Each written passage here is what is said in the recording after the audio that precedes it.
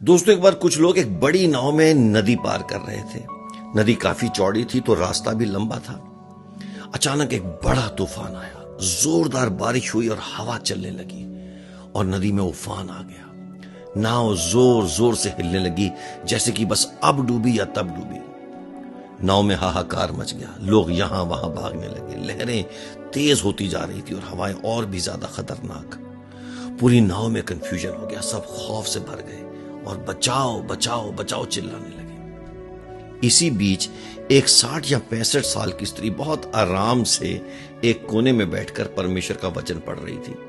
मंद मंद मुस्कुरा रही थी और अपने आसपास इस होते हुए कंफ्यूजन को देख रही थी। लोग उस स्त्री को देखकर हैरान हुए, मगर तूफान को लेकर परेशान थे। थोड़ी देर में तूफान थम गया, सबकी सांस में सांस आई, जान में जान आई। तो वो स्त्री के पास आकर पूछने लगे, माता जी, आप इतने आराम से बैठी थी, हम लोगों की यहां जान निकली पड़ी थी और आप मुस्कुरा रही थी, प्रभु का वचन पढ़ रही थी, मतलब आपको डर नहीं लग रहा था? तो स्त्री ने बहुत प्यार से कहा, बेटा, मैं 65 साल की हूं और मैंने जब ये सारा मंजर देखा तो मैं सोच रही थी कि मेरी 2 बेटियां हैं। एक तो परमेश्वर के पास जा चुकी है और दूसरी बेटी हैदराबाद में रहती है। तो मैं सोच रही थी कि परमेश्वर आज मुझे किस बेटी से मिलवाने जा रहे हैं, स्वर्ग वाली से या हैदराबाद वाली से। मेरा आसमानी पिता जहां ले जाएगा मेरे लिए तो वही निर्णय ठीक होगा, स्वर्ग में सुनीता या हैदराबाद में विनीता। लगता है आज विनीता से मिलना पक्का है। लोग उस स्त्री के इस उत्तर और विश्वास को देखकर हैरान हो गए।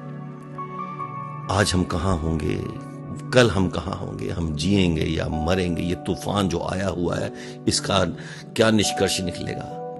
ये सब उसके हाथ में है जिसे हमने अपना जीवन सौंप दिया है। अगर परमेश्वर को जीवन सौंप ही दिया है तो फिर चिंता किस बात की? अगर उसे पिता के रूप में ग्रहण कर लिया है तो फिर फिक्र कैसी?